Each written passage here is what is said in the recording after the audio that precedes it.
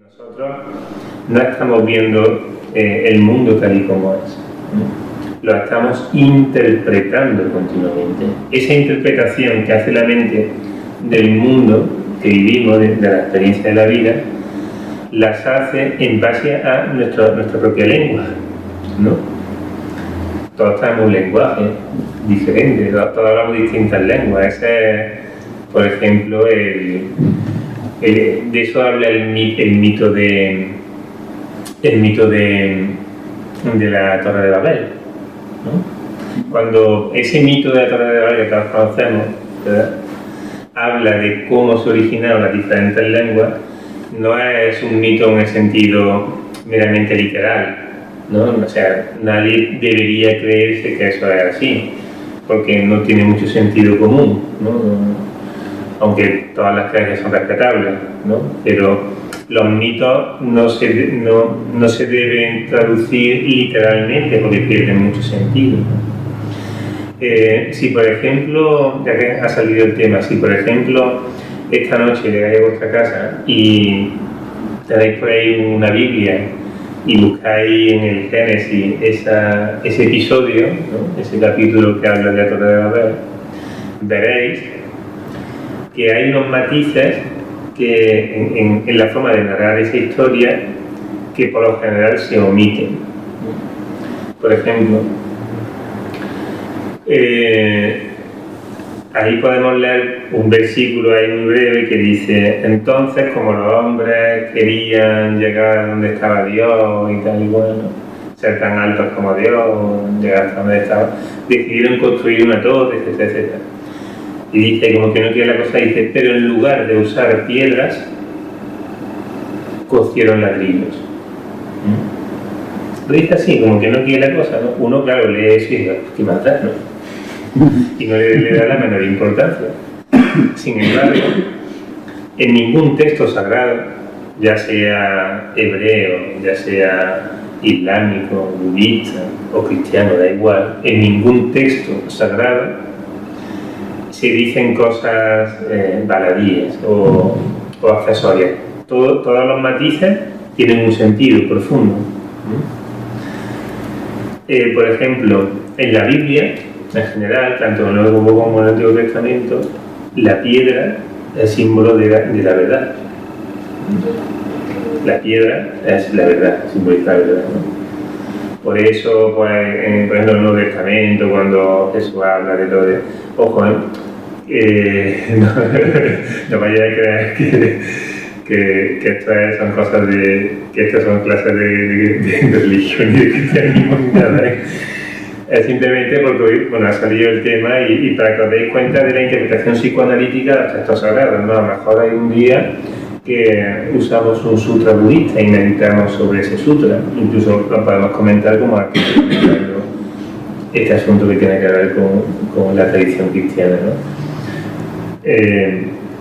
Entonces, cuando en el Antiguo Testamento, cuando dice Jesús que hay que fundar la casa sobre la piedra, ¿no? Es decir, que hay que fundar la propia vida de uno sobre la verdad, ¿no? Obviamente sobre mentiras, ¿no? O sobre autoengaños, ¿no? Entonces ahí pone, pero en lugar de usar piedras, es decir, en lugar de querer llegar al poder de Dios a través de la verdad, cocieron ladrillo. ¿Cuál es la diferencia entre el ladrillo y la piedra? La diferencia es que el ladrillo es algo hecho artificialmente, es un artificio, mientras que la piedra es algo natural, que existe por sí misma. Y a nivel psicológico, ¿qué serían los ladrillos? Los conceptos que nosotros nos creamos. En realidad, nosotros vamos diariamente cociendo muchos ladrillos, que son los conceptos, invenciones y autojustificaciones que vamos usando para enmascarar o evadirnos de cosas de nosotros mismos que no queremos afrontar. Por ejemplo, deseos, ¿no? Es como esa fábula de la zorra, que ve unas uvas ahí, una parra colgando, de estas parras que cuelgan, ¿no? Y entonces la zorra desea las uvas, entonces empieza a dar saltos queriendo enganchar la uva, pero por más saltos que da no consigue agarrar ninguna. Entonces llega un momento en que ella se cansa de saltar y dice, va, ¿quién quiere esas uvas? No están maduras, ¿no?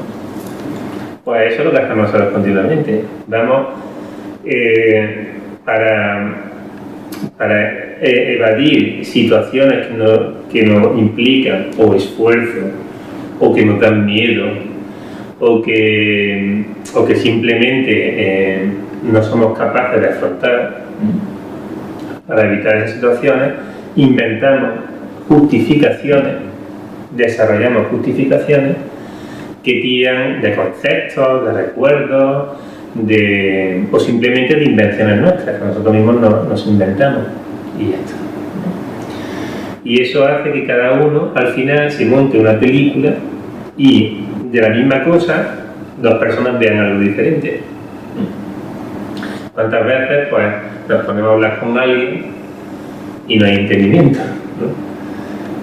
Y hay veces que las cosas son simples, pero nuestra mente las vuelve complicadas porque no estamos hablando la misma lengua, ¿no?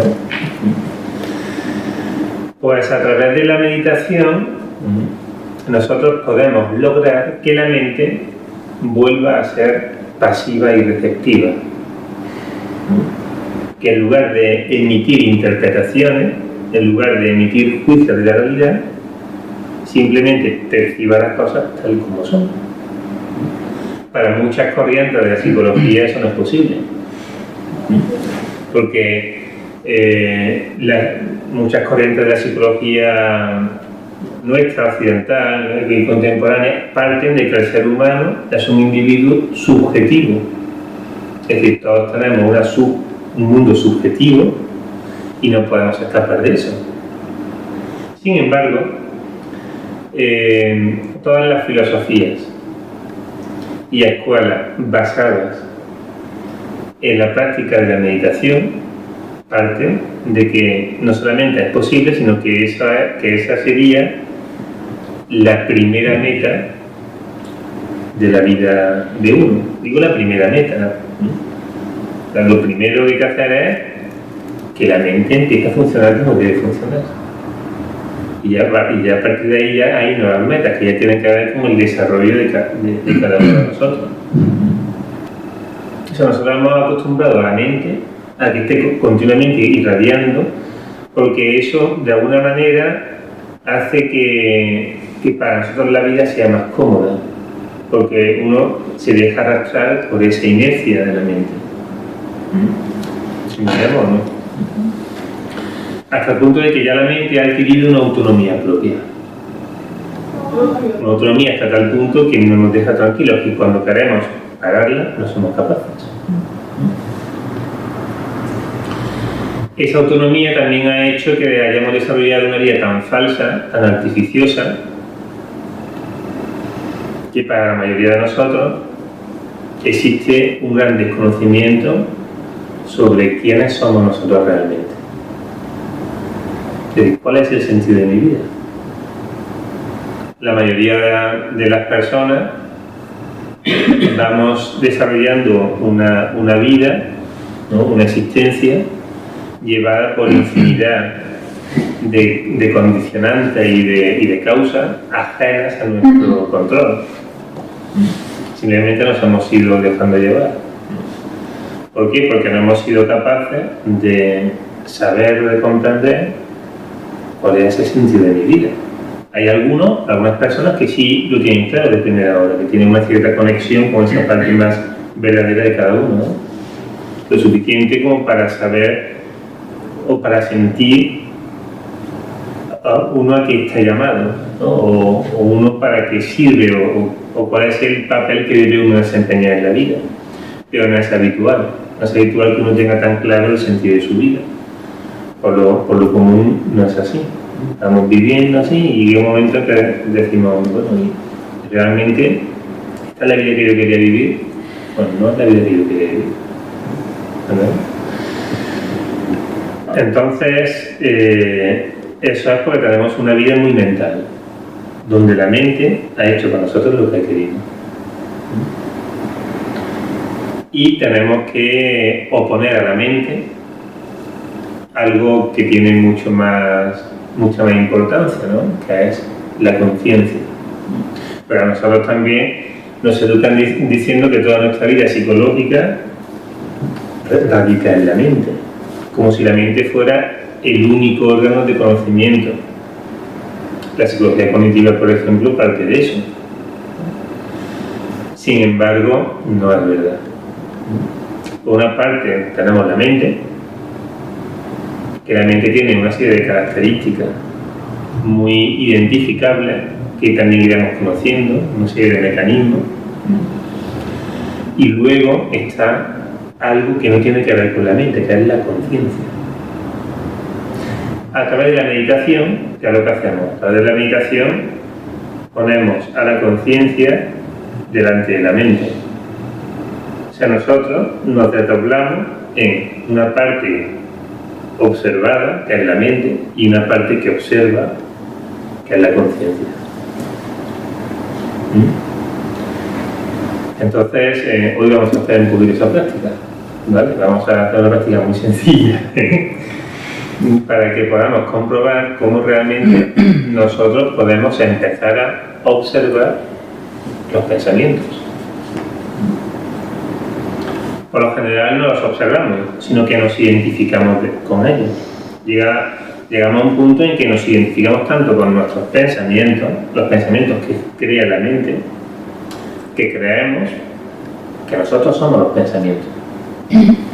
Entonces, si un día me sale un pensamiento que me dice yo no soy capaz de meditar, entonces uno se lo cree y dice, no, yo es que no soy capaz de meditar.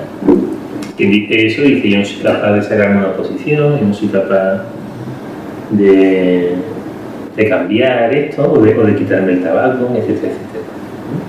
¿Por qué? Porque la mente ha emitido ese pensamiento y nosotros estamos mal acostumbrados a creernos todos nuestros pensamientos y identificarnos con todos ellos.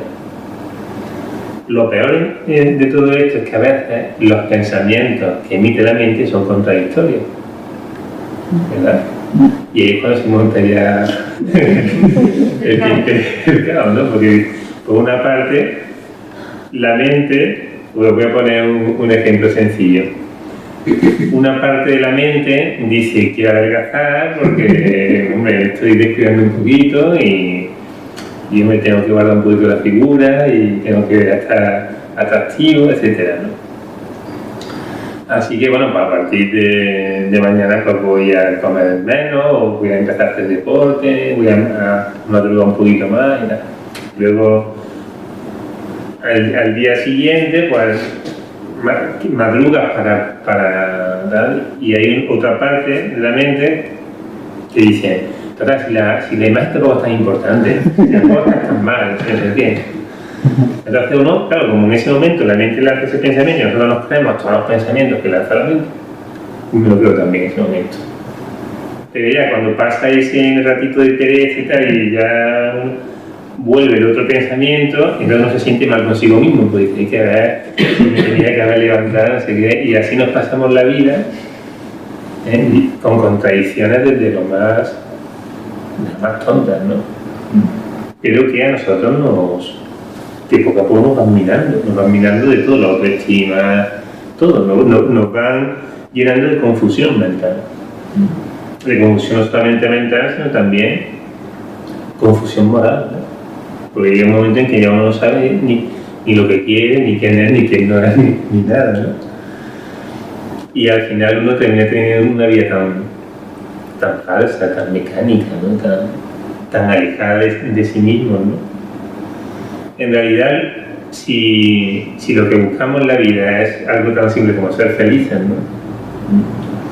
Mientras no aprendamos a entablar una relación correcta con nosotros mismos y con nuestra mente, no podemos ser felices. Podemos pasar temporadas más o menos de que las cosas parece que nos van bien Y bueno, nos compramos una televisión nueva, que está grande, con internet, ¿no? O un coche nuevo, o no sé, o una casa nueva, y parece que todo funciona, ¿no? Durante un tiempo. Pero todos sabemos que tarde o temprano a esa racha, aunque parece que las cosas van bien, le siguen otra racha en que las cosas van mal, ¿no? Y hay veces que la vida te lea por todas partes. Y hay otras cosas que no, que parece que todo... Y al final somos víctimas siempre de la vida, ¿no? Sin tener un dominio de nuestra armonía y de nuestro bienestar interior, ¿no? Nuestro equilibrio interior, ¿no?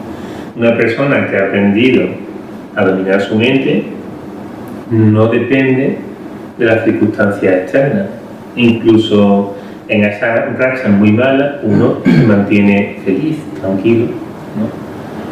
Equilibrado, no se angustia, no se viene abajo, no se desespera, ¿no? Y cuando las cosas van bien, pues tampoco está eufórico, porque uno sabe que todo eso son cosas que realmente pues, no son, o sea, es lo que llaman los budistas, todo eso es maya, es ilusión, ¿no?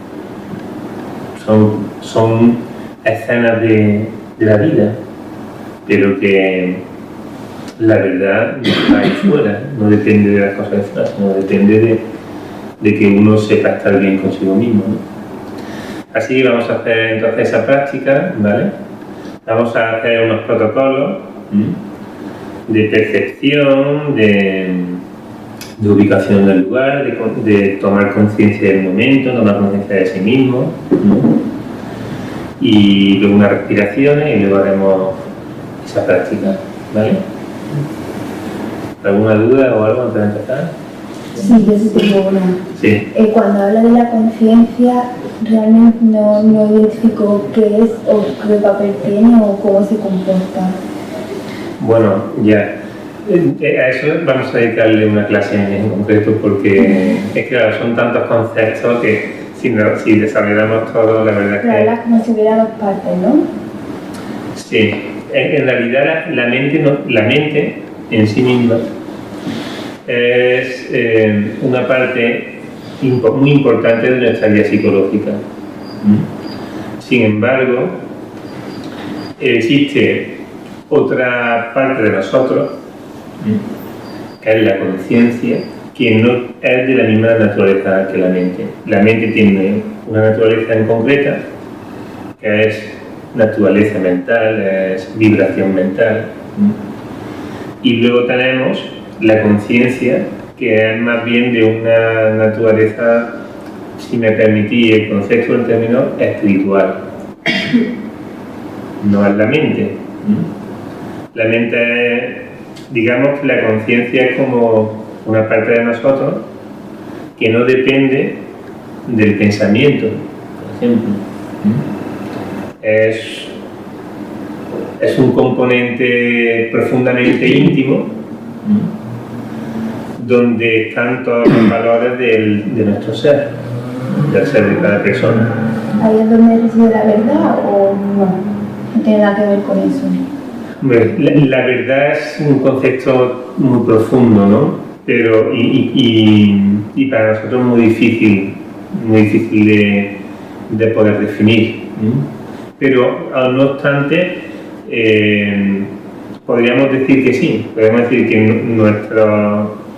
nuestra verdad más íntima radica en el ser y no en la mente.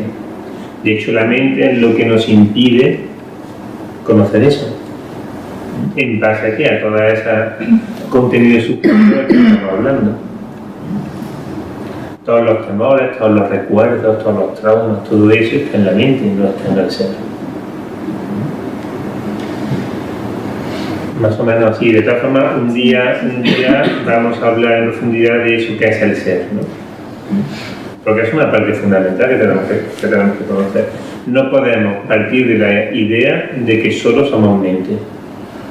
Porque si partimos de la idea de que solo somos mente, que es la idea común que todos manejamos, siempre seremos víctimas de ese vaivén de la mente. La mente está llena de aristas, de movimientos, de ondulaciones muy diversas, ¿no? De contradicciones, ¿no? Como decía en las conferencias de presentación, algo tan simple, ¿no? Como decir, no sé si me apetece algo dulce o algo salado, cuando uno va, por ejemplo, a una cafetería, ¿no? Y no sabe si te un croissant de jamón y queso o una palma de chocolate, que siempre decía algo, ¿no? Es que no sé si me apetece dulce o salado. Por esa tontería, si fuera solamente la única contradicción del día, pues no pasaba nada, pero es que eso es una más entre 1.000.000 que tenemos al día y que nos pasan desapercibidas. Imaginaos una mente en continua tensiones absurdas, tan absurdas como esta que estamos hablando, que continuamente está contradiciéndose. Nosotros estamos continuamente enfrentando a contradicciones íntimas. Lo que pasa es que están tan mecanizadas en nuestra rutina cotidiana que ya la dejamos estar, pero que eso no, o sea, poco a poco acaba con nosotros. Y de hecho, el problema, por ejemplo, de la demencia senil o de eso, y que cada vez está más acusado, en gran parte es por esa hiperactividad mental tan absurda que termina atrofiando la mente, es lógico. ¿Verdad? ¿Sí? Sí, has dicho antes que la mente originalmente estaba pensada para recibir, no para emitir. Para percibir. Para percibir. Sí, recibir información. Recibir la información de los 5 sentidos. Es decir, la mente en sí misma no es mala. La mente tiene una función que es la de recibir la información y procesarla, es decir, catalogarla y clasificarla. Y ya está. ¿Y por qué cuando cambió por qué no lo hacemos? Porque está mal. La historia es larga, ¿no? Pero bueno, digamos que es una anomalía de la cultura humana, que no ha sabido educar la mente, que no la ha cultivado realmente. Hay algunas personas, ¿no? Y algunas culturas o algunas minorías en ciertas culturas que sí lo han hecho, ¿no? Que son pues, esas culturas, esas personas, los lamas, por ejemplo, o los contemplativos del cristianismo o del sufismo. O sea, hay personas que sí han sabido educar la mente y han llegado pues, a esos estados de conciencia elevada, por ejemplo, etcétera, ¿no? Pero eso es algo mínimo. Por lo general no nos han educado a que usamos la mente correctamente. Al contrario, nos han educado para que reforcemos la actividad mental. Y eso hace pues, que estemos todos pues, con esa anomalía y el producto de nuestra sociedad, que es una sociedad disparatada y absurda, ¿no? Solo hay que dar un paseíto, ¿no? O hacer un zapping para darse uno cuenta de que esta sociedad está loca, ¿no? De que ha perdido todo el sentido de las cosas, ¿no? Pero es básicamente una falta de educación interior, una falta de cultura interior. Pero la meditación nos permite suplantar esa deficiencia, ¿no? Bueno, pues nada, vamos a meditar un poquito porque va a pasar el tiempo y no...